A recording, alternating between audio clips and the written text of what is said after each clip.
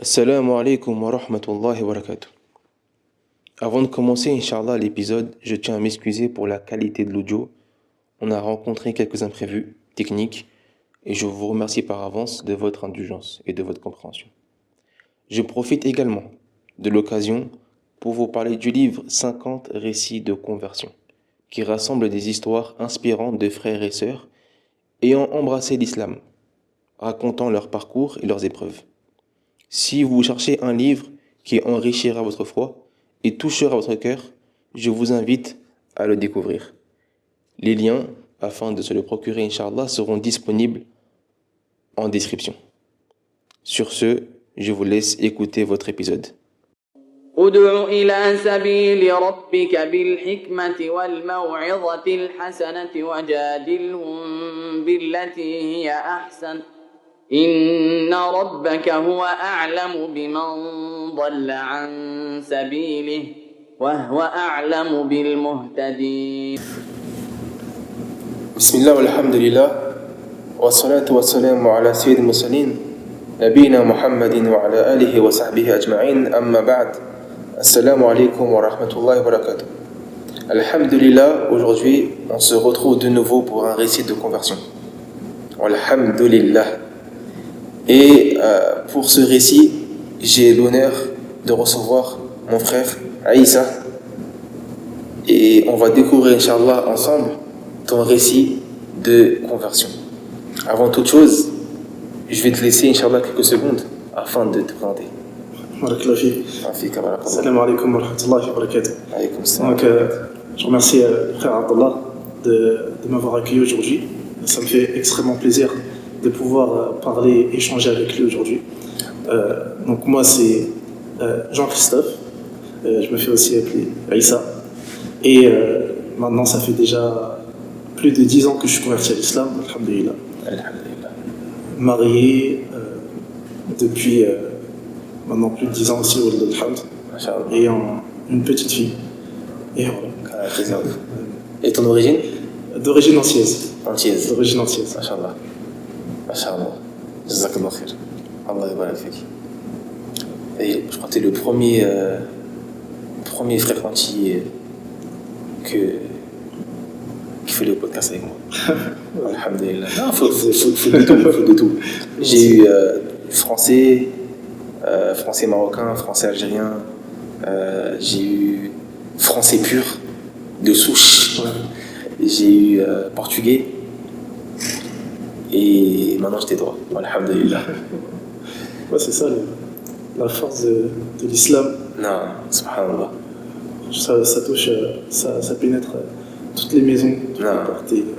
Il n'y a pas, en fait, il n'y a pas vraiment de surprise lorsqu'on découvre justement ce message, et qu'il n'y a pas de barrière en réalité. Peu importe les origines, c'est le même message pour tout le monde. Sahih. Alhamdulillah. Alhamdulillah. Jazakallah khairan. Inch'Allah, on va commencer du coup par ton enfance. J'aimerais savoir comment est-ce que tu as grandi, quelle éducation tu as pu recevoir durant ton enfance, et si tu as eu une religion auparavant, ce qu'elle était, comment est-ce que tu as cheminé dessus, de quelle manière, et comment est-ce que tes parents t'ont élevé. Est-ce que c'était strict, est-ce que c'était plutôt laxiste, etc. Je t'écoute. Alors, donc moi j'ai grandi en région parisienne, dans les banlieues, et donc dans ma famille, c'était plutôt, bien sûr, issu d'origine antillaise, donc la culture, et principalement avec qui s'accompagne à la religion chrétienne majoritairement. Et donc j'ai grandi dans la religion chrétienne, catholique plus précisément. Donc j'ai été baptisé, j'ai connu la première communion. Et personnellement, cette pratique religieuse, elle était pour moi plus culturelle que c'était vraiment culturel, on va dire, et c'était pas forcément, j'avais pas de réelle conviction. Malgré le fait que c'était quand même, ma mère, elle a fait quand même un gros travail par rapport à ça. J'étais inscrit au catéchisme, donc j'avais des cours, je me souviens des cours que je faisais, Et cependant, peut-être avec la multitude de choses que tu fais quand tu es petit, tu ne conscientises pas forcément on va dire ce dogme, cette chose qu'on veut t'inculquer, notamment, généralement, peut-être dans beaucoup de foyers, en tout cas ça se passait pour moi, c'est que on dit que nous sommes chrétiens, donc cette chose-là nous est rappelée de manière générale quand c'est Noël, voilà, après le jour de Pâques, etc. Généralement c'est rappelé à ces moments-là, mais en dehors de ça, c'était pas forcément quelque chose qui était vraiment ancré dans nos mœurs, le fait de, voilà, par exemple, à table, on se rappelait Dieu, etc. Donc c'est pour ça que maintenant, avec le temps, je dirais plus que c'était culturel que, voilà, que c'était réellement un dogme ancré. Et donc j'ai grandi dans ça. Et ce qui était vraiment, pas dire marrant, mais on va dire malgré le fait que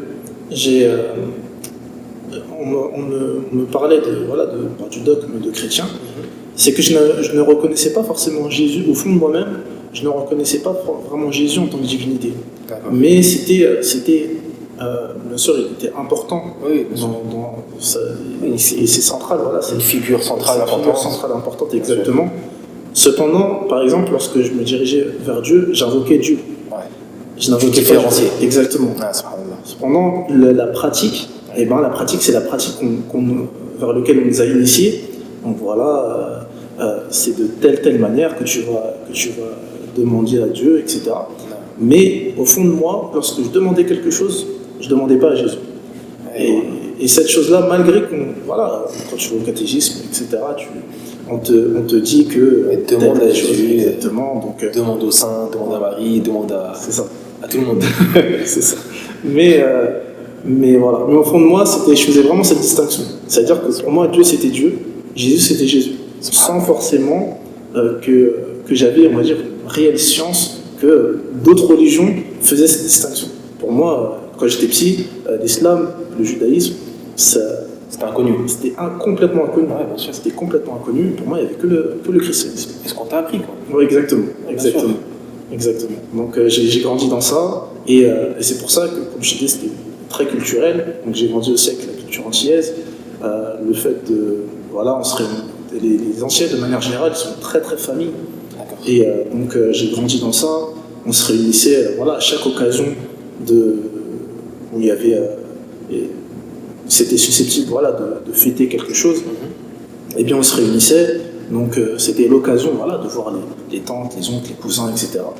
Et sans forcément... En fait, ça couvrait un peu le fait que, par exemple, quand c'était Noël, on allait à l'église, et après, le soir, quand on rentrait, on mangeait, etc. On attendait minuit pour ouvrir les cadeaux, etc.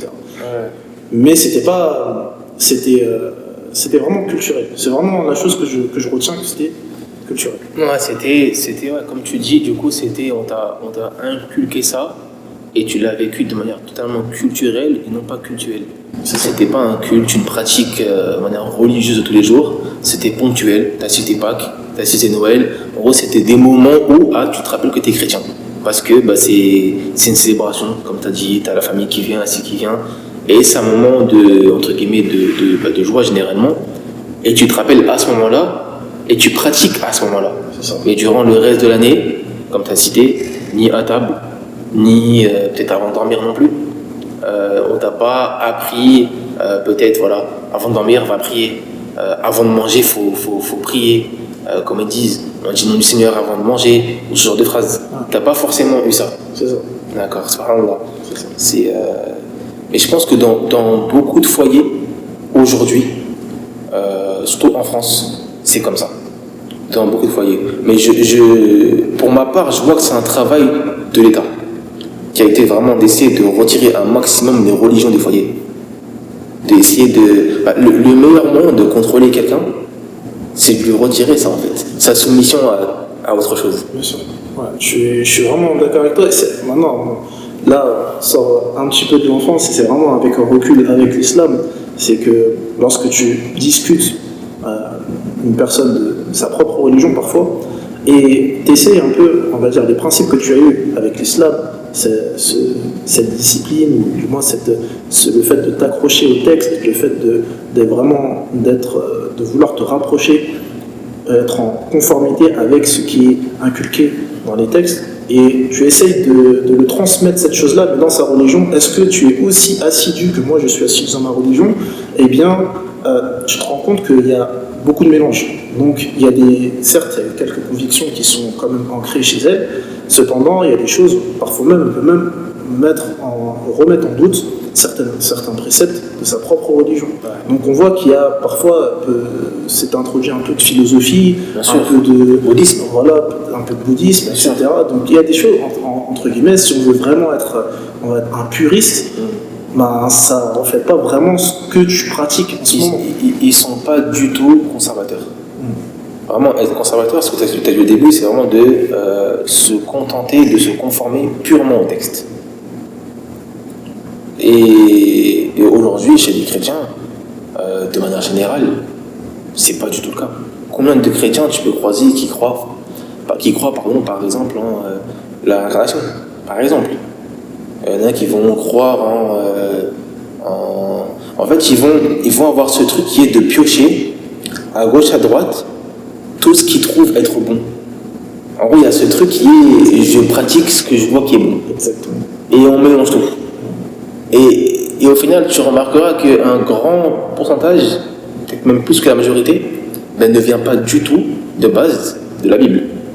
Mais ça vient de gauche, de droite, parce que les chrétiens, généralement, ils ont ce truc aussi qui est, ils vont se contenter de la parole d'une personne. Il suffit par exemple qu'un prêtre, par exemple, il vienne et qu'il dise faites telle chose, etc., comme ça. Ils prennent sa parole pour quelque chose d'acquis et qu'il faut suivre. Sans même chercher à savoir est-ce que ce qu'il dit c'est en conformité ou non avec la Bible, par exemple.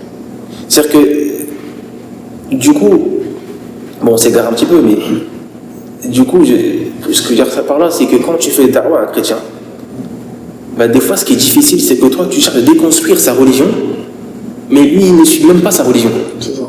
Et ça rend ton travail tellement difficile, parce que du coup, il faut déconstruire sa religion et toutes les choses auxquelles il croit. Et c'est un travail, mais subhanallah, c'est. Je pense que c'est un sujet très important, ça peut-être à évoquer un jour, qui est quel est réellement ce à quoi croient les chrétiens catholiques aujourd'hui en France. L'argument, on va dire, principal qui est autour de toute cette chose, on va dire, c'est l'union. Le fait que toutes ces fêtes-là nous permettent de nous réunir. Et à partir de ce moment-là, ça génère un sentiment de joie. Et à partir de ce moment-là, vu qu'on est heureux, tout est bien. Et peu importe si il y a des petites failles. Oui, sur ça, c'est vrai que c'est pas forcément correct. Je suis d'accord que il y a peut-être, ça mérite peut-être réflexion sur ce sujet-là, sur tel et tel sujet. Mais c'est du moment qu'on est ensemble, quel est le problème? Alors que lorsque tu rentres dans l'islam, tu vois pas les choses pareilles. Et justement plus conservateur, comme tu l'as dit. Et justement, nous, ce qui nous importe, c'est de nous réunir sur la vérité. Et l'union, bien sûr, on est avec l'union, mais sur la vérité. Et à partir de ce moment-là, c'est là où ça crée de la friction. Et éventuellement des séparations. Mais ça, on pourra y revenir. Et en tout cas, par rapport à mon enfance, c'était vraiment dans cette culture-là. Et après, j'ai vécu une très bonne enfance. J'étais très heureux au sein de ma famille. Voilà, après, comme toute personne, il y a des hauts et des bas. Non, bien sûr. Dans tout foyer. Tout le monde, voilà. Mais voilà, c'était, on va dire, à chaque fois qu'on se réunissait de manière générale, c'était, voilà, on savait que ça allait bien se passer, on allait rigoler, etc. Surtout que, voilà, la culture antillaise fait que. C'est festif. Exactement. Ouais. On aime rigoler, on aime faire la fête. C'est connu. C'est connu. Non, c'est connu. Donc voilà, tous ces moments-là faisaient que tu ne pensais pas forcément, ou du moins tu mélangeais. Tu réunissais tout ça, religion, culture. et toutes ces choses qui permettaient de finalement avoir une pensée, une idée que tu allais passer un bon moment, tout simplement. D'accord. D'accord, subhanallah. Ah, subhanallah. Du coup, tu parlais tout à l'heure de catéchisme. Tu as eu des cours durant ton enfance. Ça s'est arrêté à quel moment? Alors ça s'est arrêté, si je me souviens bien, avant le collège. Donc c'était primaire, et si je me souviens bien, ouais, c'était début collège, j'ai arrêté. J'avais arrêté le premier cours de catéchisme, début collège. D'accord. Après les cours, comment les cours se sont arrêtés, c'était vraiment, j'avais pas plus de volonté à vouloir continuer. Ouais. Donc c'était, je pense que inconsciemment c'était vraiment pour faire plaisir à ma mère. Et donc moi après, de toute façon j'ai grandi j'ai toujours grandi, on va dire, dans l'optique de ne pas décevoir ma mère. Que ça soit, même si ça a été souvent le cas, mais j'ai toujours grandi dans cette optique-là, que je ne voulais pas décevoir ma mère. Et donc les cours de catéchisme, même si c'était, franchement, faut pas se mentir, pour moi, à mon époque, après, je ne mets pas tout le monde dans le même sac, mais voilà, pour moi c'était très barbant. Et j'essaie de comprendre. Mais pour moi, ça manquait de fil conducteur, de logique, etc. Après, c'est peut-être une question de méthodologie. Hein. Peut-être si j'étais tombé sur quelqu'un qui était super pédagogue, peut-être voilà, il m'aurait fait aimer les cours de catéchisme, etc. Mais j'étais pas non plus dans cette réflexion de logique. Hein. Pourquoi il dit ça? Pourquoi c'est comme ci? Pourquoi c'est comme ça? Non, j'étais pas du tout comme ça. C'était vraiment le feeling à cette époque, surtout que voilà, j'étais pas encore au collège, donc un enfant, il faut le tenir, il faut savoir manier les mots avec lui. Donc voilà, et c'était même, je me souviens même à l'église, quand j'allais plutôt à la chapelle, lorsque j'avais un dilemme, je m'en souviens, enfin c'était le dimanche, il y avait un dilemme entre aller à la chapelle et regarder téléfoot. Le dilemme. Donc, je vais pas te mentir qu'au bout d'un moment, ça a plus pencher vers rester à la maison qu'aller à la chapelle. Et en fait, quand je réfléchissais sur moi-même, j'essayais, je me disais, je vais essayer de comprendre ce que dit le prêtre. Et au final, je sortais en fait, je rentrais et je sortais comme j'étais rentré. Ouais. Je n'arrivais pas à savoir quel était le message. Ah, subhanallah. Subhanallah. C'est fou, hein, mais je comprends ce que je veux dire. Dans le sens où je sais qu'il y a beaucoup de gens qui... Bon, parce que déjà, il y a une manière de... En fait, faut dire aussi que... faut remettre un contexte sur ce qu'est la Bible. Qu'est-ce que la Bible? On ne parle pas de l'Ancien Testament parce qu'il n'est pas lu. Mais le Nouveau Testament. L'Ancien Testament, il n'est pas lu dans les églises. Donc, ce n'est très rarement. Si, il est lu, mais rarement. Mais il y a des passages bien choisis. Mais le Nouveau Testament, c'est lui qui est principalement lu et récité, etc. Et généralement, même celui qui récite parfois, il ne comprend pas forcément ce qu'il dit. Mais c'est plus une lecture. Comme dans un amphithéâtre, tu as un cours magistral, tu l'assistes, tu écoutes, tu comprends ou pas. Ouais, sur ça, je te rejoins. Je me posais toujours la question. Et ça, après, des fois aussi, j'avais cette petite appréhension de demander parfois à ma mère ou autre. Je me dis, pourquoi on se lève à ce moment-là? Pourquoi on s'assoit? Après, bon, si vraiment, on va dire, t'es vraiment investi, on te donnera une explication. Oui, puisque là, c'est la parole de Dieu, donc on se lève, etc. Mais en vrai, quand tu creuses, tu te dis, mais pourquoi on le fait et d'autres comment dire ça, courants ne le font pas, comme les évangélistes ou autres. Et donc, pourquoi nous on le fait? Et après, tu te poses la question, maintenant c'est parce que je suis dans l'islam, est-ce que Jésus le faisait? C'est ce genre de choses. Et après, tu te dis, même en étant musulman, tu te dis, bon, ça mérite explication. C'est des petits trucs comme ça. Après, il y a plein de petites choses sur lesquelles qui te permettent, on va dire, de dire, bah, c'est compliqué après de revenir. Une fois que tu as avancé un peu dans l'islam, c'est compliqué de revenir dans ton ancienne religion, juste parce que, ne serait-ce que ce manque de clarté sur tous ces petits, comment dire ça, ces petits, comment dire ça, étapes que tu fais en tant que chrétien, donc que ce soit dans l'église ou autre. Donc voilà. Je pense qu'il y a un intérêt malgré tout. Quand je dis un intérêt, c'est plus d'un point de vue da'wah. Si tu veux être capable justement de ramener une personne, de bien lui expliquer, lui montrer les erreurs, etc., tu es obligé de faire cet effort-là, de déconstruire en fait totalement sa croyance. Pour lui expliquer, regarde, tu crois une chose, mais c'est même pas ce qui t'a enseigné.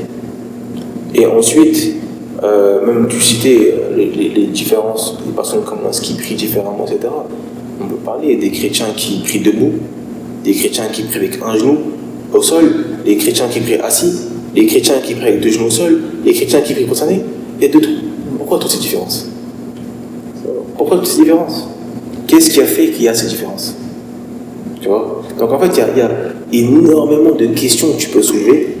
Et l'intérêt, à mon avis, principal de ces questions-là, c'est pour être capable derrière d'appeler les gens correctement.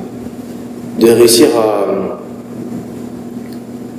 déjà s'attaquer à des choses comme la Trinité. Est-ce que honnêtement, même les maths, c'est plus simple? Non mais c'est vrai, la Trinité c'est quelque chose, c'est un concept que réellement parlant, faut pas se mentir, personne ne sait expliquer. Ils ont essayé de ramener des textes, etc. Tu lis le texte, tu es encore plus brouillé qu'avant. Tu commences à lire le texte, comme tu as dit, tu rentres à l'église, tu n'as pas compris, tu sors, tu n'as pas compris. Là, tu rentres, tu n'as pas compris, tu sors, tu as encore moins compris. Parce que c'est quelque chose qui tellement t'embrouille dans ta compréhension, mais tu finis... qu'est-ce que je viens de dire en fait? La Trinité, le principe d'une divinité en 3 parties. Même ça, comment est-ce qu'on peut considérer que c'est une religion monothéiste? Si on considère que Jésus a sa part de divinité, mais qu'il y a Dieu aussi qui a sa part de divinité, et même que l'ange Gabriel, qui est l'esprit, a une part de divinité. En fait, c'est plein de choses qu'il est super intéressant, Inch'Allah, Non. Après, moi, j'ai une théorie. Wallah, j'ai une théorie. Par exemple, on sait qu'en islam, les chiites, par exemple, les chiites, on sait qu'il y a l'origine. C'est un juif. D'accord. Celui qui a l'origine de l'évangile, c'est un juif. Qui a étudié en Grèce, qui est né en Grèce, qui a étudié en Grèce, auprès de rabbins. Moi, je dis, il y a un sabotage quelque part. Non, mais je le pense sincèrement. Hein. Tu sais, plus j'approfondis le sujet, plus je me dis, non, c'est trop gros. C'est trop gros. Parce que Jésus, il n'était pas accepté par justement Bani Israël. Il n'était pas accepté. Parce que c'était pas lui qui attendait. Il n'était pas accepté. Et je sais pas, en fait, je trouve ça trop gros, en fait. Et voilà, j'ai vraiment cette impression-là qu'il y a eu une volonté de nuire. Après, je pense que ça demande... Bien sûr. Ça demande une recherche plus approfondie. Non. Mais ça serait pas forcément lointain de trouver ce genre de choses. Mais en même temps, ça demande des recherches plus approfondies. Non, mais là, on rentre dans un autre sujet. Inch'Allah, on va refermer la porte. On va rester sur le récit. Du coup, pour reprendre, on était à ta part de collège. Tu as arrêté du coup les cours de catéchisme. Comment c'est passé par ton collège? Est-ce que tu t'es éloigné encore plus de ta pratique que tu peux avoir, elle est restée stable. Comment ça s'est passé? Alors, je ne veux pas dire naturellement, mais on va dire, je dirais que la religion, ou la pratique religieuse, était quasiment inexistante par rapport à ce que je connais aujourd'hui, de ce que c'est de pratiquer la religion. Et c'était vraiment, finalement, quand je résume mon enfance, suivi de passion. Ouais. Je suivais mes envies. C'est ça. Et bien sûr, c'était couvert par le fait que j'étais chrétien. Donc cette chose-là, elle se revivifiait lorsque je me réunissais avec ma famille, quand il y avait des jours spécifiques pour aller à l'église. Ou sinon, je me souvenais que j'étais... C'est un peu dur ce que je veux dire, mais c'est à peu près la réalité des choses. C'est que je me souviens que j'étais chrétien quand c'était dimanche. Et là, je savais qu'il fallait aller à l'église, donc, du moins à la chapelle, donc là, il fallait être, entre guillemets, voilà, se repentir, être pieux. Ouais. Et même des fois, en réalité, j'y allais parce que je me souviens que ma mère me disait d'y aller. Ouais. Donc j'avais pas vraiment, je ne consentissais pas, je n'avais pas cet état de conscience de me dire que c'est une religion, c'est ma religion, je dois la préserver et c'est la vérité et c'est comme ça que je dois mener ma vie. Mais du coup, durant mon adolescence, du collège jusqu'à découvrir l'islam, j'ai été principalement dans le sport. Et le sport, ça m'a occupé. C'est ça. Mais c'était un réel échappatoire pour moi, le sport. Et du coup, j'étais vraiment quasiment dans le sport. D'accord. Et du coup, la religion, c'était vraiment à côté. C'était vraiment quasiment inexistant. Est-ce que dans ton enfance, est-ce qu'on t'a inculqué ce truc qui est que cette idéologie qui est que t'es chrétien, tes péchés sont pardonnés? Parce que ça pourrait justifier, en tout cas chez beaucoup de gens, ça justifie le suivi des passions. Le fait de faire ce qu'on veut et de se sentir en tous les cas à l'abri entre guillemets d'un châtiment. D'accord? Se sentir dans tous les cas à l'abri d'un châtiment parce que justement on se dit dans tous les cas je suis pardonné donc est-ce que tu as eu ça toi? Alors non, pas totalement. Je n'avais pas vraiment, quand je réfléchis, quand j'étais psy, j'étais vraiment dans l'insouciance. Et je n'avais pas forcément ces règles élémentaires qui font que je m'accroche à ça et je justifie mes actes en fonction de cette règle qu'on m'a inculquée depuis petit. D'accord, ok. Donc je n'étais pas du tout dans cette optique-là. C'est vraiment, je suivais mes passions, je suivais ce que j'avais envie de faire. Ouais. Mais tu as toujours cet espoir que tu dis que tu seras au fond de toi pardonné. Tu as toujours cet espoir. Parce qu'en fait, tu te dis que tu ne fais pas, c'était pas un mauvais garçon, tu ne fais pas de mal. Tu n'as pas de. Il n'y a pas de raison. Il n'y a pas de raison que tu sois condamné, que tu sois châtié. Moi, je fais quoi? Je joue au basket, à l'époque, je joue au basket. Voilà, je vois mes potes, on est comme ensemble. Pourquoi qu'est-ce que je fais de mal? C'est aussi simple. En gros, tu vis ta vie, tu fais de mal à personne, entre guillemets. Donc pourquoi est-ce que tu aurais un quelconque châtiment? C'est ça. Pour ça. C'est ça. Ah, subhanallah. Subhanallah. Et du coup, tu étais sportif. C'est le sport qui t'a occupé. C'est le sport qui a été pour toi échappatoire, comme tu l'as dit. Mais comment et quand as-tu découvert l'islam? D'accord. Donc là, il y a plusieurs péripéties. Déjà, c'était ma venue au lycée. Donc j'ai changé de lycée. Premièrement, j'étais dans un lycée qui était,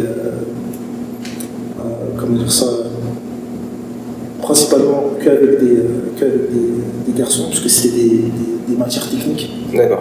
Des matières techniques. Et du coup, après, lorsque j'étais orienté, j'ai dû changer de lycée, et là, on va dire, j'ai découvert un autre monde. mais voilà, donc, mais c'était beaucoup plus, on va dire, c'était beaucoup plus social, on va dire. Et en fait, j'ai découvert une autre personnalité de moi, c'est-à-dire que voilà, ce côté, moi je suis quelqu'un un petit peu renfermé. D'accord. On va dire, je suis plutôt de nature calme. Je peux parler aux gens, il n'y a aucun problème avec ça. Cependant, c'est pas moi qui vais faire le premier plan. Non, je comprends. Et voilà, donc le lycée, en fait, c'est vraiment un monde où tu commences à te forger, tu commences à forger ton identité. Et donc, il y a énormément de relations sociales, ça se développe beaucoup plus au lycée, en interne qu'à l'externe. Car les gens se font des vies au lycée qui n'ont pas à l'extérieur. Et voilà, quand ils rentrent chez eux, voilà, ils sont personnes, et au lycée, voilà, ils ont un statut social. Bien sûr. Bon, après, aujourd'hui, avec les réseaux sociaux, c'est une autre histoire. C'est une autre histoire. Encore pire. Mais de rien, moi, à mon époque, même si ça remonte à 10 ans, mais c'est pas si loin que ça, plus de 10 ans même, mais c'était quand même c'était très important d'avoir entre guillemets, un statut social, et ça m'a permis de développer, on va dire, de voir certaines facettes que je ne connaissais pas. Ensuite, il y a eu une phase de transition, c'est-à-dire que j'ai changé de sport. Et donc j'ai fait du foot américain. Mais pourquoi je te parle de ça? Parce que cette année-là, on va dire, sur le point de vue sportif, j'ai fait de très bons résultats. Et après, là, moi je suis quelqu'un, il m'a facilité, j'ai des facilités dans le sport. Donc, le basket, on va dire que j'étais pas exceptionnel, mais j'étais assez bon pour me faire remarquer. Et au foot américain aussi, c'était pareil. T'es quelqu'un qui est athlétique. Voilà, c'est ça. Donc, généralement, doué au sport, de manière générale. De manière générale, ouais, j'avais des facilités. Ouais, c'est ça. Parce que sinon, je pense que je serais fini professionnel, je sais pas, mais. Oui, non, mais j'ai saisi. Mais en tout cas, ouais, j'avais des facilités, et pareil aussi pour le foot. Et donc, ça m'a permis, jusqu'à cette année-là, d'avoir été sélectionné en équipe nationale, et j'ai participé à une compétition internationale. C'était passé aux États-Unis. Et on va dire, pourquoi je dis ça? Parce que à cette époque-là, à ce moment-là, pour moi, j'étais entre guillemets au top. C'est-à-dire qu'il n'y avait rien qui faisait que j'allais quitter ça, que j'allais lâcher cette chose-là. C'était pas aussi comme dans les films, voilà. Pour moi, c'était pas comme ça. Non, mais t'étais à ton apogée par rapport à tes souhaits. Tu avais conquis ce que tu voulais conquérir. C'est ça. Ah, c'est pas donc voilà, vraiment la lumière c'était ouverte, entre guillemets, et c'était vraiment, on va dire, c'était plaisant. Et après, cette même année, c'était en même temps que le bac, c'est-à-dire que la compétition faisait que j'étais pas forcément hyper assidu non plus, vu que je faisais beaucoup de sport, c'était pas quelque chose qui me plaisait beaucoup à cette époque.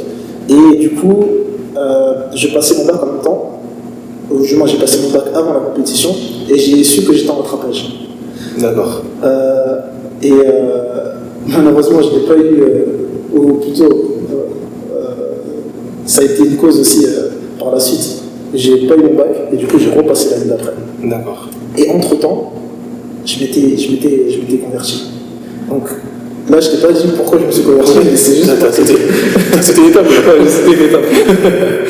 Et donc, en fait, au fur et à mesure, toute cette année-là, cette ascension que j'ai. Année de folie. Ouais. Année de folie, il faut le dire.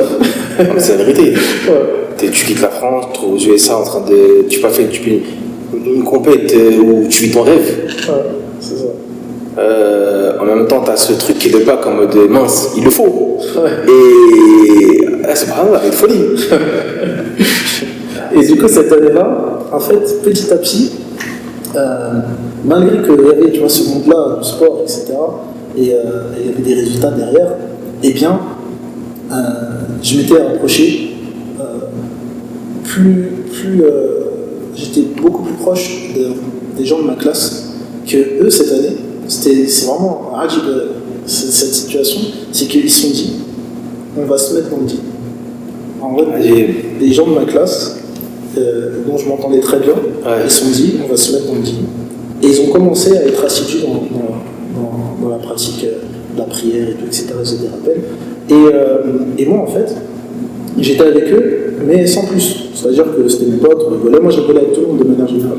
Donc, c'était pas forcément quelque chose qui m'attirait. Je rejetais pas, mais j'étais pas plus attiré que ça.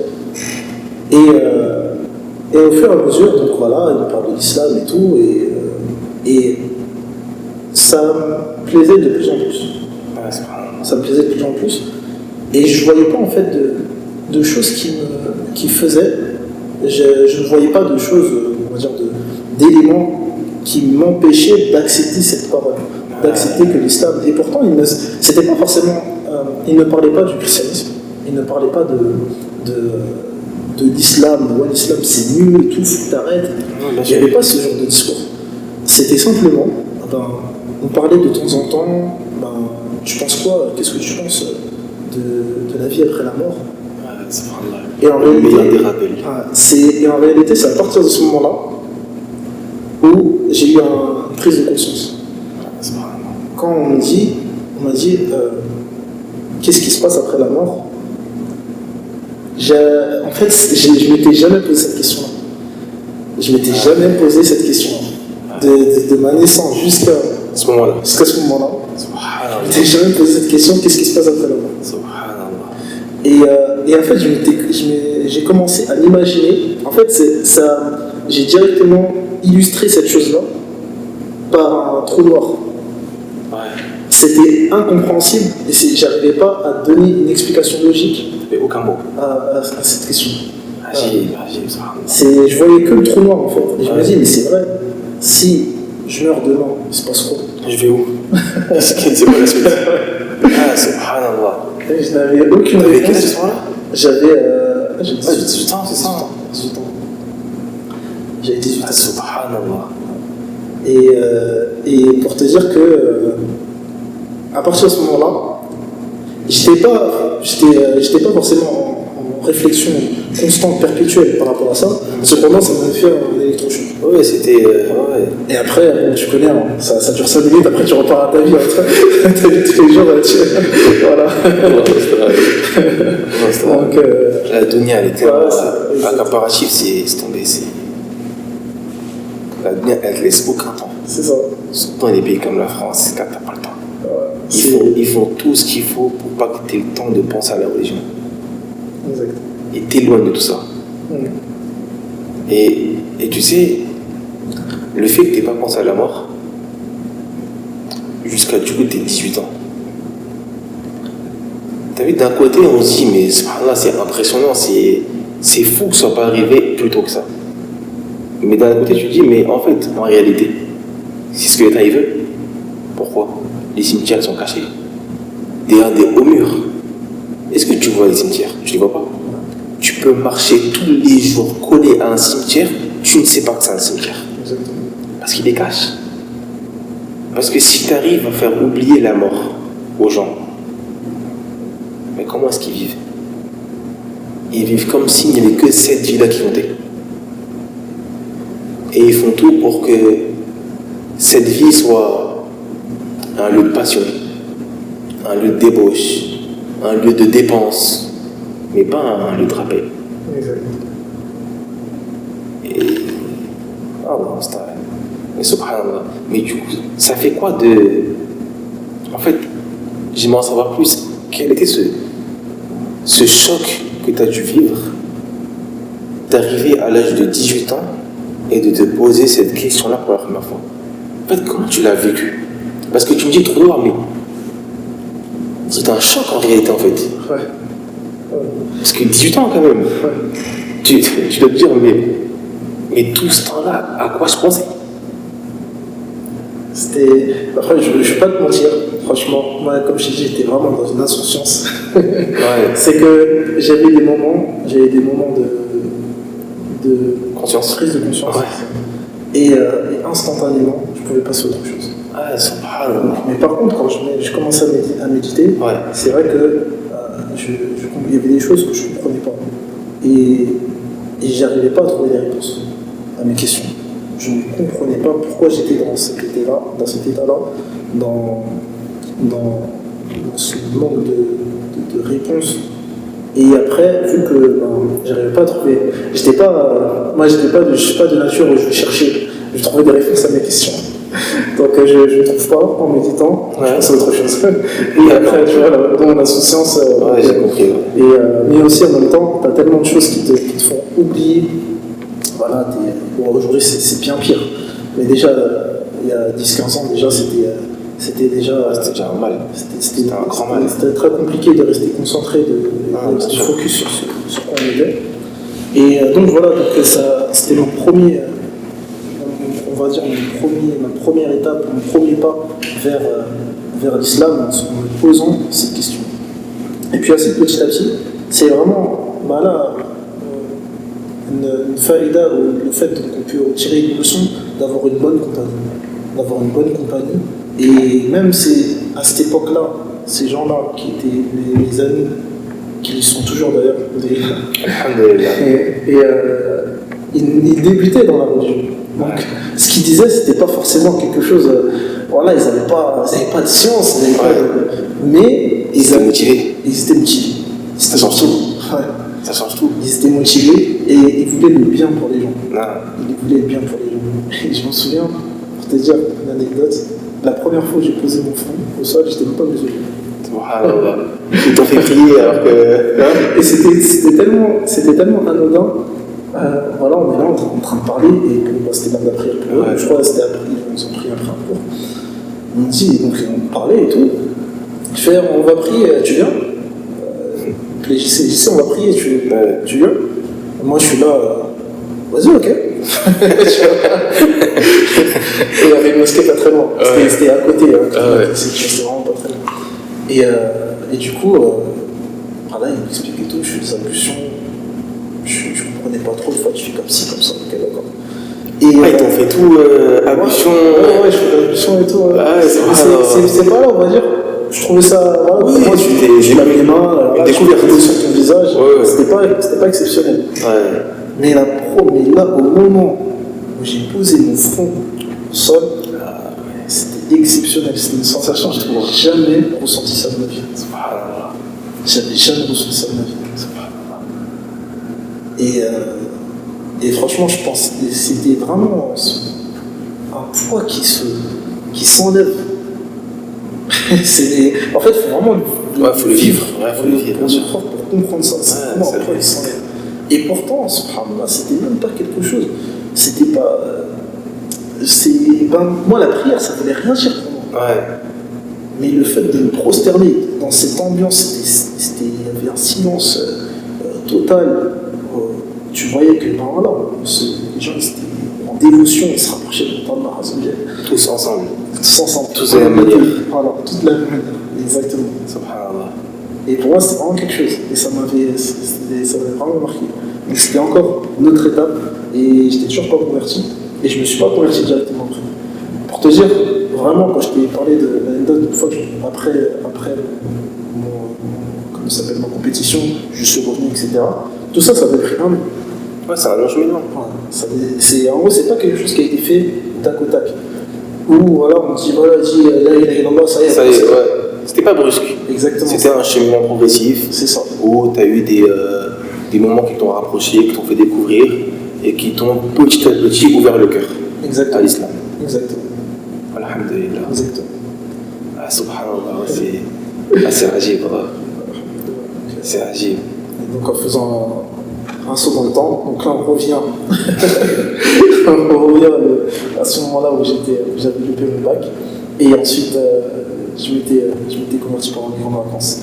Et là aussi, on va dire mes premières expériences étant musulman, là aussi c'était quelque chose. Mais du coup, attends. Mais qu'est-ce qui t'a amené du coup à te convertir? Alors, qu'est-ce qui m'a amené? Tu peux pas sauter cette étape. Tu peux faire ça. Alors, en fait, c'était vraiment des muqaddimat, des petites introductions, des petits éléments qui ont fait qu'à la fin. Toutes les petites pierres. C'est ça. Qui ont fait de la montagne, qui ont fait que ça y est. Exactement. D'accord. Exactement. Donc il n'y a pas forcément une histoire. Mais c'est quoi la dernière pierre? La dernière pierre? La dernière pierre à l'édifice, c'était laquelle?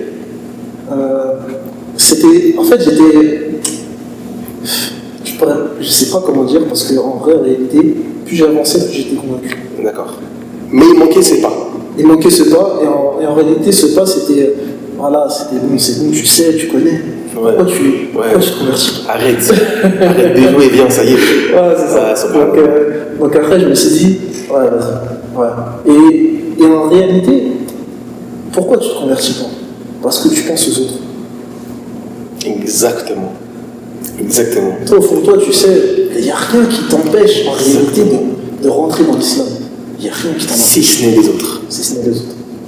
Donc tu bloques le processus, non pas pour toi, mais pour les gens. Exactement. Le regard des gens. C'est ça. Les réactions des gens. Exactement. Et du coup, on en vient où là? On en vient à la réaction de ta famille. T'as vu ou pas la transition? Alors, moi, comme je t'ai dit, j'étais d'une nature assez introvertie. Et j'ai grandi un peu comme ça, c'est-à-dire que je fais des choses dans mon coin et je n'expose pas forcément les choses que je fais. Ça, c'est plus ou moins un défaut de ma part, je le reconnais. Okay. Mais du coup, j'ai avancé un peu comme ça. C'est-à-dire que lorsque je me suis converti, j'ai attendu 2 mois et demi, 3 mois avant de l'annoncer à ma mère. Ça va encore. Ouais, mais même si, parce qu'en fait. Il y a pire. Il y a pire. Je comprends. Il y a pire. C'est pour ça que je dis ça. Il y a pire. Mais alhamdoulilah. Le truc, c'est que. Alhamdoulilah, ça. Et le truc, c'est que mon islam, en fait, en réalité, sans que je conscientise, c'est que ça commençait à se voir. Et que, en fait, je pratiquais ma religion comme c'était demandé. Ouais. J'essayais de pratiquer comme c'était demandé, et du coup, voilà, la barbe, etc. Ouais. Et c'était pas forcément quelque chose qui était habitué. Après, j'ai toujours eu de la barbe. Ouais. Sauf que voilà, il y a eu un changement. Exact. Donc il y a eu un changement. Et je pense que, du point de vue de ma mère, avec le temps, je me dis que les parents, généralement, ils ont ce truc qu'ils sentent. Cependant, vu que j'avais pas officialisé, eh bien, c'était pas. Pour elle, c'était peut-être une phase, c'est pas vraiment ça, il est pas vraiment dans l'islam, etc. Le sujet n'a pas été abordé. Exactement. Tant que t'as pas officialisé. Exactement. Ah, subhanallah. Donc, du coup, je me suis dit, vas-y, c'était juste avant de partir à l'entraînement, je vais l'annoncer à ma mère. Et je me suis dit, j'étais un peu voilà, exactement. Je me suis dit, bon, si ça se passe mal, je vais à l'entraînement. Salam, tu vois. Et du coup, je lui ai annoncé, je lui ai dit, voilà, je m'en souviens, on était dans sa chambre. Et je lui ai dit, voilà, maman, j'ai un truc à te dire, etc. Et d'habitude, moi, je lui parle pas comme ça, donc elle s'attend à un truc et tout. Bah oui, un truc de fou. Un truc de fou, et voilà, je dis, bon, voilà, maman, je me suis converti à l'islam. Et elle m'a dit quelque chose, et malgré que ça date de plus de 10 ans, cette parole-là, c'est comme si c'était hier. Elle me dit, pourquoi tu m'as fait ça? Subhanallah. Subhanallah. Et cette parole-là, en réalité, aujourd'hui, je suis. Non, ça ne me fait rien du tout. Mais, non, bien sûr. Mais à ce moment-là, je me dis, mince, j'ai déçu ma mère. Tu vois. Alors que c'était un truc vraiment. Depuis petit, c'était quelque chose que je détestais faire. Décevoir ma mère et tout, etc. Et bon, ça ne veut pas dire que j'étais un élève exemplaire, mais ça va, j'ai des notes, ça va. Non, mais j'ai compris. Mais voilà, c'est pour ça que je n'étais pas dans la délinquance. Je voulais pas que, même ma mère, elle me voit, elle me récupère, voilà, au commissariat, etc. Donc, c'était pas dans mon caractère, mais je pensais aussi à ce genre de choses. Et donc, pour en revenir à cet événement, donc cette parole, elle m'avait quand même marqué, et je me dis, ouais, quand même, je vais devoir aller doucement avec elle, parce que j'ai vu que ça va toucher. Et après, au fur et à mesure, alhamdoulilah, en fait, finalement, ça l'a déçu, parce qu'en fait, c'est l'islam. Oui. C'est pas une prise de décision, parce que si ça arrive à son fils, dans notre famille, on est très peu dans l'islam. Il y a ma soeur, après, parce qu'on est, alhamdoulilah, on a une relation très proche, sincèrement. Mais voilà, en dehors de ça, pas de musulmans. Donc, t'as été la cause de alhamdoulilah. ta sœur? J'espère en tout cas. Raconte un petit peu. Inch'Allah, c'est pour ça que je te dis, mes premiers pas dans l'islam, c'était très spécial. Mais t'étais le premier ou pas en islam? Alhamdoulilah, j'étais le premier. Ah, subhanallah. Subhanallah. Et maintenant combien? Même stade.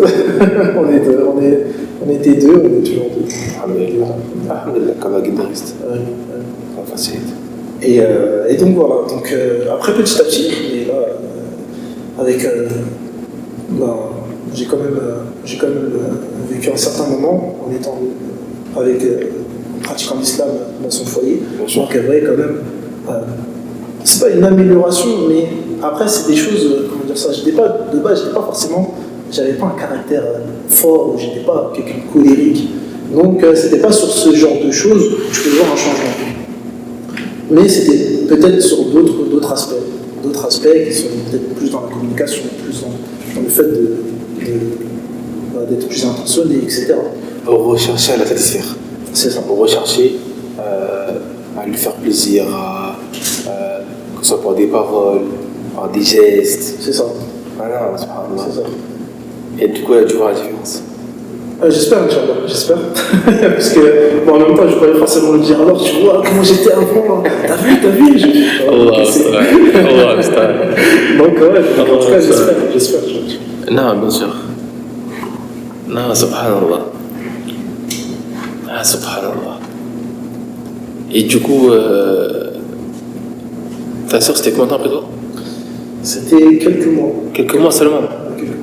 Tu lui parlais beaucoup de ton cheminement? Alors, c'était vraiment très spécial. Très, très spécial. Déjà, premièrement, comme je t'ai dit, on est vraiment très proches. Mais là, après, peut-être le fait qu'on soit jumeaux, tu vois, peut-être. Peut-être ça joue, tu vois, mais en tout cas, depuis, c'est un lien unique. On a toujours été très proches. Même voilà, des hauts et des bas, on a toujours été très proches. Et quand j'étais rentré dans l'islam, il est arrivé une chose vraiment très spéciale, c'est que c'était Ramadan. Ramadan, cependant, j'ai vécu Ramadan en Martinique. Ah ouais, les jackpots, Inch'Allah. Mais je venais juste de rentrer dans l'islam, je ne connaissais rien du tout. Ouais. Et après, je commençais à prier, et ce qui est vraiment marrant, c'est que je ne connaissais pas justement le fait que d'un pays à un autre, eh bien, les horaires changent, tu t'adaptes au pays. Non, moi, c'est pas comme ça. C'était pas comme ça, c'est-à-dire que c'était en plein été, donc on priait voilà, entre 23h30 et minuit. Ouais. Donc moi, je priais en Martinique, à Isha, à 23h30. D'accord, ouais, t'étais resté bloqué sur. Je restais bloqué, donc c'est-à-dire. Et il y a même, voilà, on va dire, la première épreuve en tant que musulman, si je peux dire ça comme ça, c'était quand, en pleine journée, donc j'accompagnais à l'époque le compagnon d'une de mes cousines, je sais plus on faisait quoi, une mission, etc. Et après, elle a décidé de nous récompenser, ma soeur et moi, en allant au McDo, en pleine journée de Ramadan. Et après, je suis là, et ma soeur, elle savait que j'étais musulman. Ouais. À ce moment-là, elle savait. D'accord. Je dis, ouais, je fais quoi là, je lui dis ou quoi? Ouais. Je lui dis, est-ce que c'est le moment? qu'est-ce que je fais? Est-ce que je mange le plat? Est-ce que tu vois? T'étais dans un dilemme. J'étais vraiment oppressé, je savais pas, j'étais en dilemme. Qu'est-ce que je fais? Après, donc il commande, je fais ouais, vas-y, je veux ça et tout, etc. Après, on est devant le plat, et je fais ouais, j'ai quelque chose à te dire. Pourquoi t'as commandé? Pourquoi t'as commandé? Exactement ce qu'il m'a dit, en fait, à la face. Il m'a dit, je sais, voilà, je suis musulman et je fais le ramadan. Après, il a fait un sourire nerveux, il fait. Après, il me dit, mais au moins, t'en as pu ne pas commander. Je fais un truc dessus. Ah ouais, subhanallah.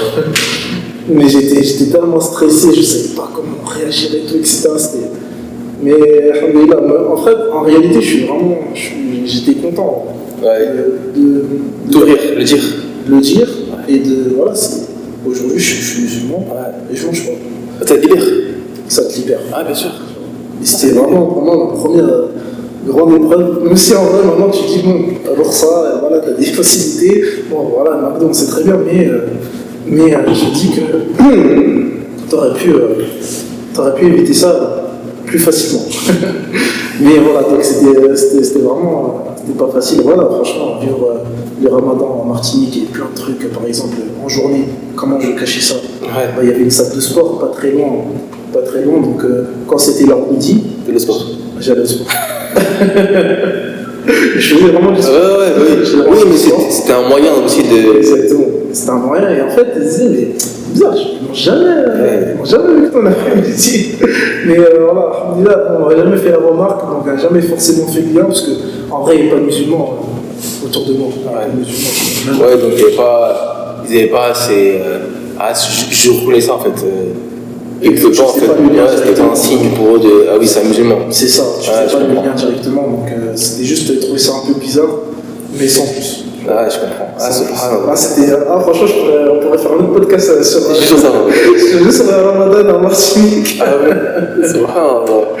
Voilà, on a plein de trucs à dire, alhamdoulilah. Inch'Allah, pourquoi pas. Non, ça peut être intéressant. Parce qu'il y a de plus en plus de, on va dire, entiers, pour généraliser, pour pas rester sur la Martinique ou la Guadeloupe, mais il y a de plus en plus d'antillais qui se convertissent à l'islam. De plus en plus. Ah, subhanallah, de plus en plus. Tu sais, je connais un frère. Depuis très longtemps. Bon, on se connaissait, c'était vraiment des connaissances, tu vois, c'est pas quelqu'un de très proche de moi, ni voilà. Lui, je crois, il s'appelle Issa aussi. Et un Antillais, il s'est converti à l'islam du coup. Il a fait da'wah à toute sa famille. Ils se sont tous convertis à l'islam. Subhanallah. Tous. Wallah, ajib. Et pareil, voilà, c'est pas entier, mais c'est encore autre chose, mais quand j'étais beaucoup plus jeune, ça date de début collège, il y avait dans mon quartier une famille d'origine laotienne. Et il y avait une amie de cette famille-là qui était aussi laotienne du coup, dont les parents en fait étaient morts. D'accord. Et du coup, elle a grandi avec ses frères. Elle avait 7 frères. 7 grands frères. Le plus grand frère, le premier, est devenu musulman. Il a fait da'wah à tout le reste, ils sont tous des musulmans. En fait, tu vois, c'est des genres de récits, c'est fou, tu vois. Mais c'est important, du coup,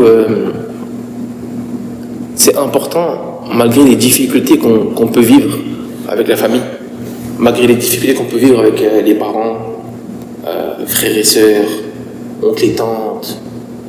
En fait, c'est important de propager en fait ce message de l'islam. C'est important. On a toujours du mal quand c'est nos proches. Parce que, en fait, parfois on préfère limite que quelqu'un d'autre s'en occupe. Parce que c'est plus simple de voir un étranger dire ces mots-là et du coup le voir lui subir la déception, tu vois, que toi. Mais que quand c'est toi qui le fais et d'entendre comme tu peux le dire, la phrase que tu as entendue, pourquoi tu me fais ça? En fait, c'est quelque chose que, comme tu as dit, ça fait 10 ans, tu penses encore, comme si c'était hier. Ça reste. Parce que tu sais, toi, au fond de toi, pourquoi tu as fait ça. Et non pas pourquoi tu lui as fait ça, mais pourquoi tu as fait ça pour toi. Et aujourd'hui, il faut que tu puisses et que tu arrives à propager cette parole-là au sein de ta famille, malgré toutes les difficultés qui en découlent. Et on sait comment c'est dur. Mais les causes principales, c'est quoi? C'est le bon comportement, premièrement. Mais t'as vu, des fois, je me dis, des fois, il faut parler français. Des fois, il faut dire des choses. En fait, on a trop ce truc d'aller sur la pointe des pieds, vous savez, doucement, ne brusque pas. Non, je dis pas qu'il faut brusquer, qu'il faut être brutal, qu'il faut être dur dans les mots. Non, c'est pas ce que je dis. Mais il faut dire les choses. c'est dur. Mais il faut dire des choses. Il faut dire des choses. Tu sais pourquoi? Wallah, il faut dire des choses parce que laisse pas de place au regret. Laisse pas de place au remords. À base de j'aurais pu faire mieux. J'aurais dû faire mieux. J'aurais pu faire ça, je ne l'ai pas fait. En fait, faut pas laisser de place à ça. Faut pas. Wallah, faut pas. On sait à quel point l'islam c'est la vérité, tout simplement. Que c'est la voie à suivre. Que c'est la religion qui est agréée par Allah. Tout ça on sait. Et alhamdulillah, Allah nous a guidés à l'islam. Et on veut la même chose pour ce qu'on aime. Exactement. Mais il faut qu'il y ait des causes. On t'a appelé à l'islam. On t'a appelé. Si on t'avait laissé. Tu vois ce que je veux dire? Bien sûr. Mais on sait combien c'est dur. On sait combien c'est dur, subhanallah.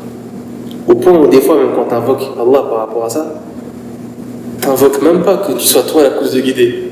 Mais juste quelqu'un il se ramène et il soit la cause. Subhanallah. Donc ça c'est par rapport à ta famille. Et ton entourage, tes amis du coup c'est musulman? Ouais, après, c'est vrai que par rapport à ça, au niveau de mon entourage,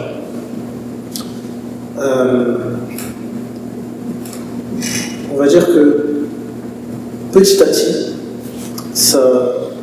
l'islam commence à prendre de plus en plus de place.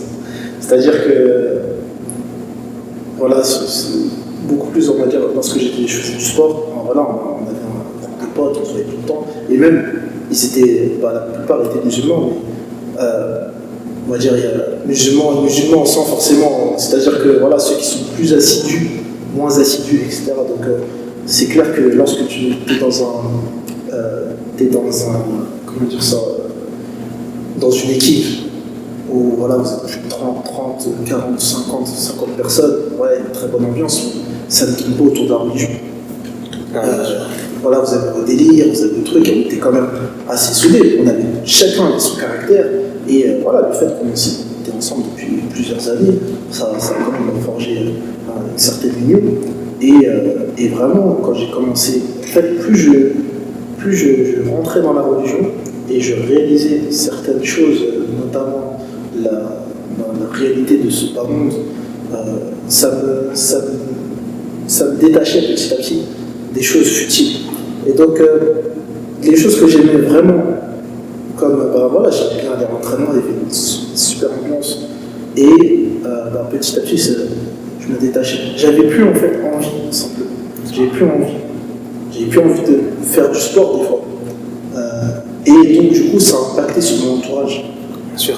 Ça a impacté. C'est-à-dire que, sans m'en rendre compte, je n'avais pas ce recul. C'est-à-dire quand tu rentres à fond dans quelque chose, eh bien, tu parles de la chose sur laquelle, voilà, quelque chose qui me passionne. À ce moment-là, moi, c'était la religion. Donc, ça veut dire que je parlais beaucoup de religion. Et c'était, vu que, alhamdoulilah, l'apprentissage de la religion commençait à prendre de plus en plus de place dans ma vie, du coup, ça a impacté sur tes dires, sur tes faits et gestes. Bien sûr. Donc, tu n'avais plus forcément envie sur ta vision aussi. Comment ? Sur ta vision aussi, du coup. Exactement. Et même les sujets sur lesquels tu parlais auparavant, tu n'avais plus envie de t'exprimer sur ça. Perdre du temps exactement, tu voyais c'était futile. Donc, il y avait un manque de connexion entre les deux, entre moi et eux. Il y avait plus cette connexion. Après, on restait quand même, voilà, on rigolait ensemble, etc.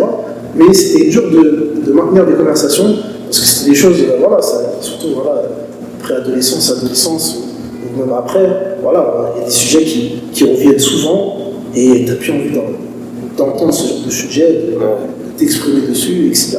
Donc, voilà, tu te détaches petit à petit. Je vois très bien ce que tu veux dire. Tu te détaches petit à petit et sans le vouloir forcément. Mais c'est des choses après, tu l'attends bien. C'est ça. Pour ta foi. C'est ça, exactement.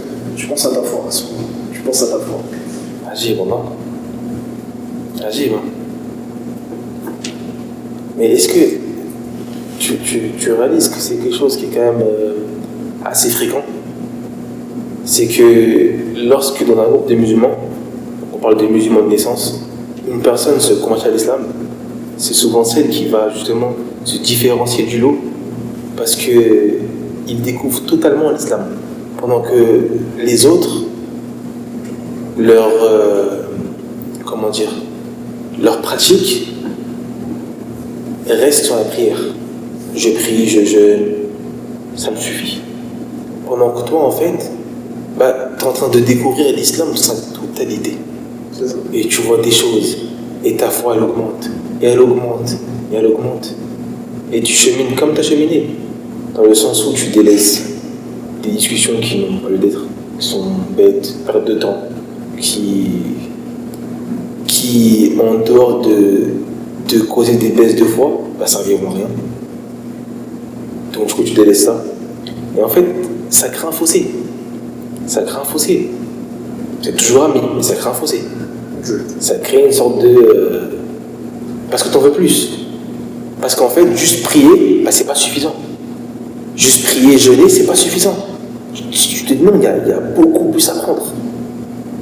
Tu peux pas te contenter de juste ça. Qu'est-ce qui est tout ce qui se cache derrière? Quelles sont toutes les choses? Et subhanallah.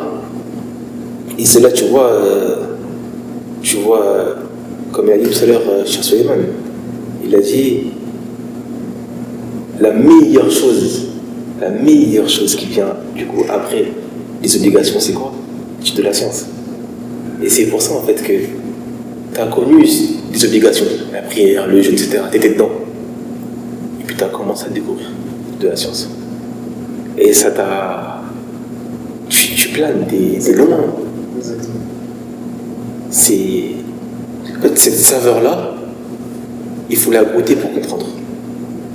Celui qui n'a jamais goûté à cette saveur-là, il ne peut pas comprendre. Mais quand tu as goûté à ça,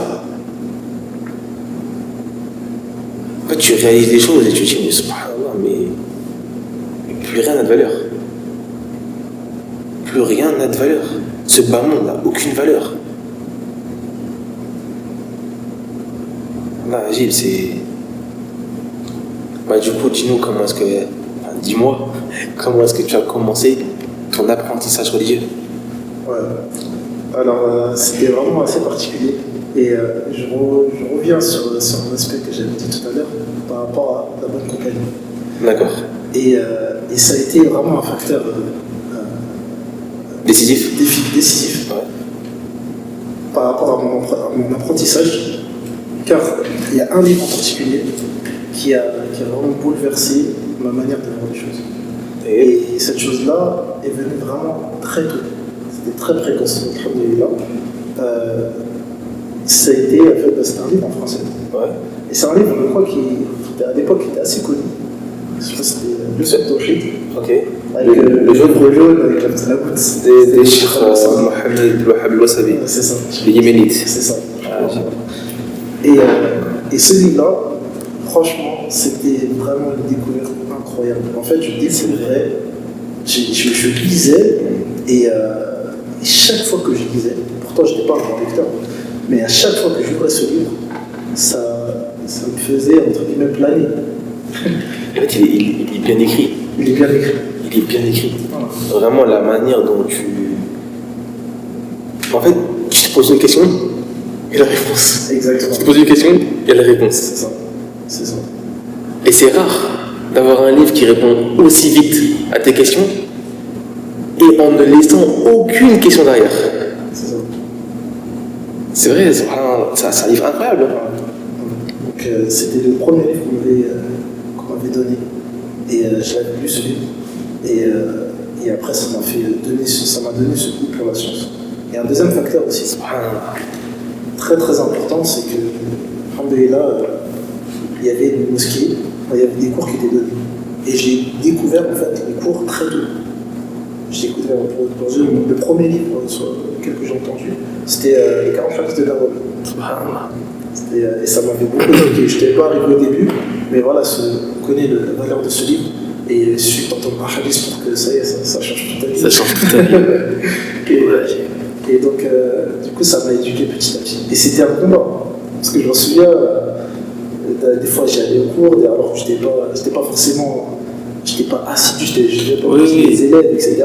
Mais C'était du bien. je me dis, est-ce que je vais y aller? Et à chaque fois que j'y allais, ça me faisait du bien. Ah, c'est pas À chaque fois, à chaque fois. Et ça a été justement un facteur aussi décisif pour mon cheminement. Et ça a été une cause, voilà, quand tu entends des belles paroles, ça te rafferme. Bien sûr. Ça te rafferme. Bien sûr. Et du coup, tu es enclin à mieux accepter la parole. Et justement, là, tu la comprends bil basira, tu la comprends avec sa connaissance. Subhanallah. Et voilà, donc, Subhanallah. j'ai avancé petit à petit comme ça. En aimant, alhamdoulilah, très, très tôt les assises de sciences. Et j'ai commencé, du coup, dès l'année d'après, à apprendre. Alhamdoulilah, j'ai appris très vite l'arabe. Enfin, l'arabe. Tu as commencé l'apprentissage de l'arabe très vite. Très vite, alhamdoulilah. Donc, par exemple, C'est une très bonne chose. C'est une très bonne chose. Sur ça, j'étais vraiment facilité. Non, parce que pour beaucoup, ça prend des années de savoir qu'il faut apprendre l'arabe. Ah, Ça dépend comment est-ce que tu es poussé pour ça ou pas. c'est ça. Comment est-ce que. Mais déjà, juste, Allah, là, juste le fait que ton premier livre, c'était celui-ci, et que juste derrière ta première assise, ça a été les 40 hadiths Nawawi. Subhanallah. C'est incroyable. T'as des gens aujourd'hui musulmans depuis la naissance qui n'ont jamais lu ni l'un ni l'autre. Alors que, honnêtement, ces deux livres-là, mais ils renferment un bien incroyable. Ces deux livres-là, celui qui les lit, qui les comprend et qui les met en pratique, j'ai presque envie de dire qu'ils lui suffisent.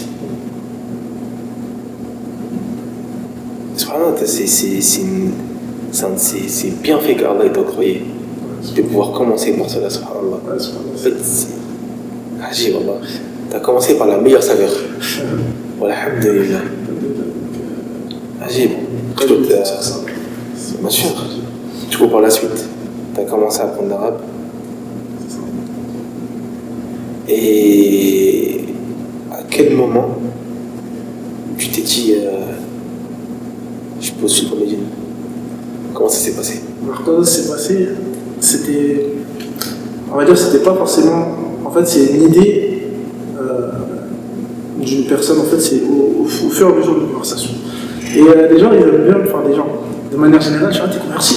Parce que t'as un médine, c'est logique. Donc, en vrai, c'est médine, c'est quoi et tout, etc. Mais sans forcément prendre conscience qu'est-ce que c'est les études de la science. En fait, ils vont dire que c'est un moyen de t'échapper, etc. Faut vraiment peser le pour et le contre. C'est pas forcément, même si on aimerait que tout le monde aille à Médine, Bien sûr, il y bien a sûr. différents profils. Il y a certains profils, c'est pas forcément Bien sûr. sympathique pour eux. Ils peuvent être profitables pour la communauté, mais d'un autre moyen. Donc il faut vraiment Exactement. peser les pour et les contre. Exactement. Mais au début, on dit, ouais, t'es converti, à Médine. Tu vois, c'est. C'est la prochaine étape, sur la limite. Donc voilà, donc ça a commencé à gangréner dans ma tête, me dire c'est quoi comme université et tout, ça serait pas mal, ça serait intéressant. Et au fur et à mesure, cette volonté s'intensifiait petit à petit jusqu'à vraiment vouloir aller à Médine. Et avant ça, franchement, quand je réfléchis, je me dis alhamdoulilah, là, il m'a facilité. Parce que j'étais pas forcément prêt à aller à Médine lorsque je voulais aller à Médine. D'accord. Donc Ok. entre mon souhait et l'acceptation, ça en est passé des années. Subhanallah. Mais toutes ces années m'ont servi pour me préparer justement à mon voyage. Alhamdulillah. Alhamdulillah. Allah il sait. Ouais. Allah il sait, simplement. Exactement. Ajib, Allah. Donc donc cette préparation, et il y a énormément de facteurs. Donc, alhamdulillah, si je remercie Allah, je me suis marié très tôt. Alhamdulillah. Ça m'a aidé dans Bien sûr, l'apprentissage. bien sûr. Euh, Maturité aussi. Exactement. Évoluer plus vite, C'est ça. responsabilité, tout ce qui va avec. Exactement. Ah, subhanallah. Exactement. Et après, j'ai pu aussi voyager pour fortifier mon apprentissage en langue arabe. D'accord. Et après, j'ai été accepté. Donc tout ça, c'est subhanallah, toutes ces étapes en version rapide, hein, bien sûr. Oui. Mais c'était justement des muqaddimat, c'était des petites introductions, des petites étapes petit à petit pour finalement être, lorsque j'arrive, pas dire prêt, mais Être mieux armé. être mieux, c'est ça, exactement. Exactement. Exactement. Ah, subhanallah, alhamdulillah. Alhamdulillah. Et là, maintenant, ça fait plusieurs années que tu es là. Ça fait que je suis sur Medine. Bien sûr. Ah, Depuis quand, 2018? c'est ça.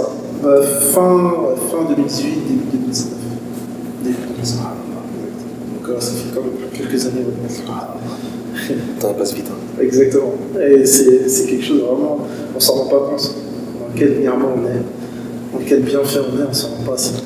Ah, des fois, on oublie. Hein. On oublie beaucoup. Des fois, ça devient un petit peu trop naturel. C'est ça. Et on ne réalise plus. C'est ça. Ah, subhanallah. Le Masjid Nabawi, voilà, c'est devenu ta maison. C'est ça. Je te dis plus. Normal. Voilà. Mais Tu vas à Mecca comme tu as envie. Tu peux même décider le jour même si tu as envie. exactement. Jeudi midi, tu dis bon, on va à la Mecque? Ouais, ok, on y va. Subhanallah. Tu peux même te permettre, si tu as assez d'énergie, de passer voilà, juste le temps de faire ta rencontre et rentrer chez Et rentrer chez toi, aller-retour. Allez, retour. Subhanallah. Ah, c'est vrai, hein. On est dans un bienfait incroyable, subhanallah. Et quand on regarde justement les ténèbres dans lesquelles on était et la lumière dans laquelle on se trouve aujourd'hui, alhamdulillah, on ne peut que être reconnaissant. Exactement. Alhamdulillah, et tout ça c'est qu'on la réserve. Subhanallah. On arrive au entre guillemets dernier point. J'aimerais te demander quel est ton conseil. Quel conseil est-ce que tu pourrais apporter à une personne qui s'intéresse à l'islam mais a du mal à franchir les pas? Quel mot est-ce que tu pourrais trouver afin de convaincre cette personne à avoir le courage de faire le nécessaire et de franchir le pas? Parce que tout à l'heure, n'oublie pas, tu as cité une chose extrêmement importante. Tu as dit on prend du temps à se convertir à cause des gens et non pas à cause de nous, parce qu'on a conscience du bien dans lequel on va être, dans lequel on veut être, le bien qui nous attend. Mais à cause des gens, bah, comment on dit déjà, on repousse. C'est ça. Voilà. Donc quel serait ton conseil? Alors, si je pouvais donner un conseil à la personne qui doute, c'est qu'est-ce qui t'empêche de faire le bien? Qu'est-ce qui t'empêche de devenir musulman?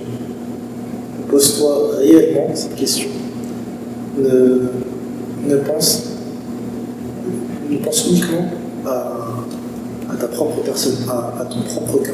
Qu'est-ce qui se passe si demain tu meurs? Où est-ce que tu meurs?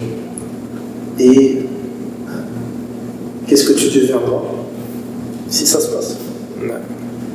Si aujourd'hui tu te dis que si demain je suis plus ce monde, je pense que ça se passera bien pour moi.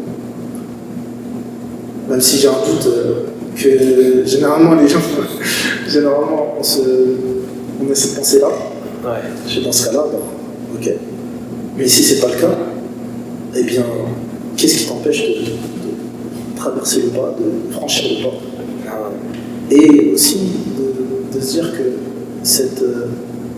une fois que tu es musulman, ça c'était quelque chose sur laquelle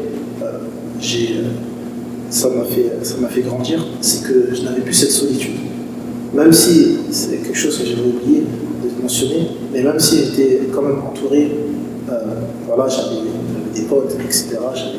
J'avais une famille, que j'aime beaucoup, je sentais quand même cette solitude. C'est quand même une grande solitude. Et quoi qu'il arrive, lorsque tu n'es pas dans l'islam, tu ressentiras toujours cette solitude. Et le fait d'être musulman, ça t'enlèvera ce problème. Et car tu connaîtras réellement le bonheur, la douceur de la foi. Tu goûteras réellement la douceur de la foi.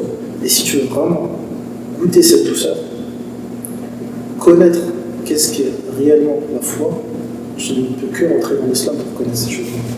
Et c'est uniquement de par l'islam que tu connaîtras à la fois un bonheur spirituel, un bonheur mondain et, Inch'Allah, bonheur dans l'au-delà, pour l'éternité, Inch'Allah.